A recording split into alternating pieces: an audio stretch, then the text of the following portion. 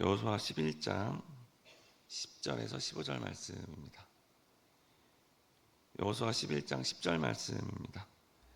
하솔은 본래 그 모든 나라의 머리였더니 그때 여호수아가 돌아와서 하솔을 취하고 그 왕을 칼날로 쳐 죽이고 그 가운데 모든 사람을 칼날로 쳐서 진멸하여 호흡이 있는 자는 하나도 남기지 아니하였고 또 하솔을 불로 살랐고 여호수아가 그 왕들의 모든 성읍과 그 모든 왕을 붙잡아 칼날로 쳐서 진멸하여 바쳤으니 여호와의 종 모세가 명령한 것 같이 하였으되 여호수아가 하솔만 불살랐고 산 위에 세운 성읍들은 이스라엘이 불사르지 아니하였으며 이 성읍들의 모든 재물과 가축은 이스라엘 자손들이 탈취하고 모든 사람은 칼날로 쳐서 멸하여 호흡이 있는 자는 하나도 남기지 아니하였으니 15절 같이 읽겠습니다.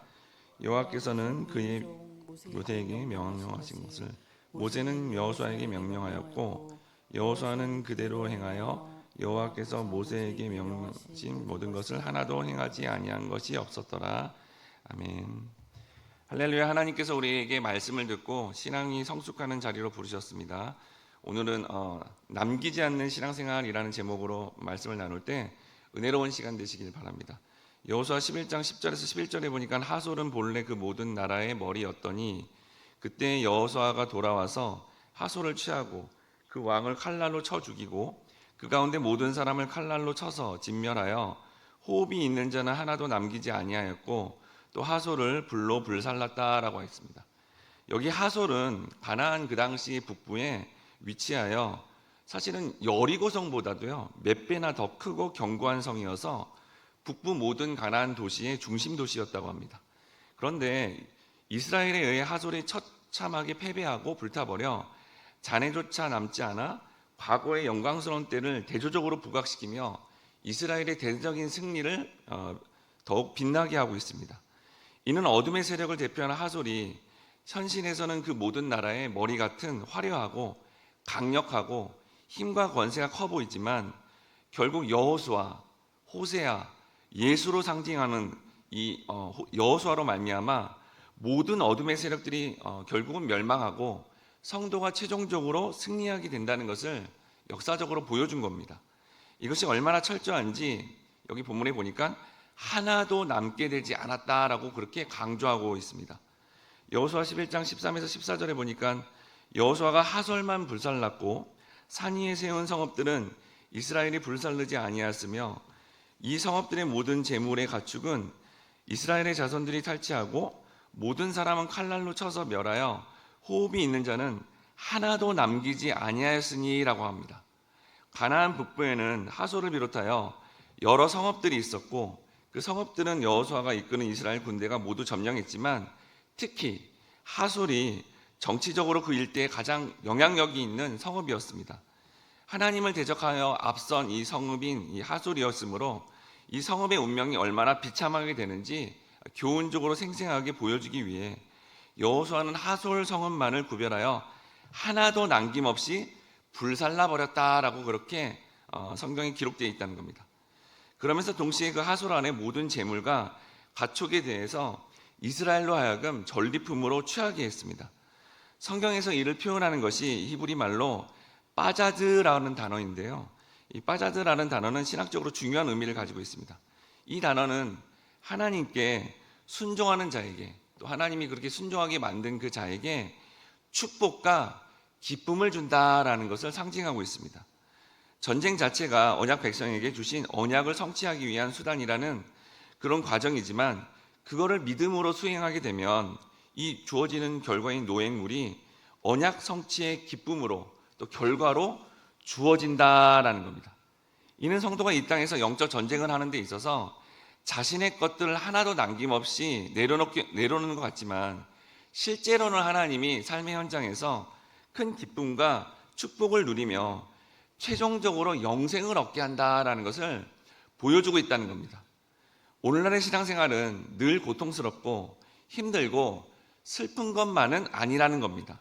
특히나 가장 큰 기쁨은 하나님께서 우리에게 주신 은사대로 신명나게 쓰임 받을 때 주어지는 결과들이 참으로 큰 기쁨이 된다는 겁니다. 우리는 하나님이 주시는 이러한 기쁨의 결과들을 사모하며 주신 은사대로 이러한 행복을 실제로 누리고 살아가야 되겠습니다. 그런데 이스라엘 백성들이 그 땅의 지역을 하나도 남김없이 점령해야 하는데 다음의 지역들이 남게 되었다라고 기록되어 있습니다. 여호수아 11장 22절에 보니까 이스라엘 자손의 땅에는 아낙 사람들이 하나도 남지 아니하였고 가사와 가드와 아스돗에만 남았더라라고 되어 있습니다. 이스라엘 군사들은 가나안의 모든 지역을 하나도 남기지 않고 점령해야 되는데 가사와 가드와 아스돗이 남겼다라고 그렇게 기록되어 있다는 겁니다. 여기 먼저 가사는 예루살렘 남석 지중해 접해 있는 성읍으로 팔레스타인과 애굽에 이르는 대상로로서 무역과 군사적인 방면에서 중요한 곳이었습니다. 바로 삼손 시대에 삼손이 잡혀간 이 드릴라가 가사 출신이라고 그렇게 기록되어 있는데요. 결국 드릴라로 인해서 삼손이 무너지게 됩니다. 또한 가드는 가사 북동쪽 지점으로서 블레셋 5성읍 중에 가장 북쪽에 위치한 성읍으로 다윗과 싸운 이 골리앗의 고향이었습니다. 가드를 남겼더니 결국 이스라엘 전체가 골리앗을 통해서 위기를 당하는 과정이 되었다는 겁니다. 마지막으로 아스돗은 가사 북동쪽 지역에 위치한 성읍으로서 블레셋의 우상 다곤 숭배의 본산지로서 훗날 사무엘 때 블레셋이 이스라엘 언약궤를 빼앗아 옮겨 두었던 곳이었습니다. 즉 가나안의 세 지역을 남겨놨는데 결국 이것이 이스라엘에게 큰 위기를 초래하게 되었다는 겁니다. 이는 영적으로요, 우리 안에 옛자를 남겨주는 삶이 결국 삶의 위기를 초래하고 고통의 과정이 된다는 것을 알려주는 것입니다. 이 사항을 신약에서 사도 바울은 다음과 같이 고백합니다. 로마서 7장 23절에 내 지체 속에서 또 다른 법이 내 마음의 법과 싸워 내 지체 속에 있는 죄의 법으로 나를 사로잡는 것을 보는도다 라고 합니다. 사도 바울은 지체 속에 한 법인 옛자가 있다고 합니다. 그런데 성도라도 육체를 가진 우리는 그 옛자에 항상 지더라고 이렇게 표현되어 있습니다. 마치 본문에 여호수아를 따른다고 이스라엘 군대들이 분명히 다 점령해야 되는데 가사와 가드, 아스롯을 비롯한 이 모든 지역을 점령하지 못하고 있는 모습을 보여주는 겁니다. 왜 그럴까요? 왜냐하면 그 땅의 최첨단 무기를 비롯하여 화려한 그들의 문화를 완전히 끌어내지 못했기 때문입니다. 즉 육체를 가진 우리는 완전한 옛자를 다 끊어내지 못한다라는 것을 상징적으로 보여주고 있는 겁니다. 그럼 이스라엘이 이러한 이방인의 지역을 남기고 또한 옛자를 완전히 없애지 못한 성도는 이 신앙생활을 통해 이 문제를 궁극적으로 어떻게 해결해야 될까요?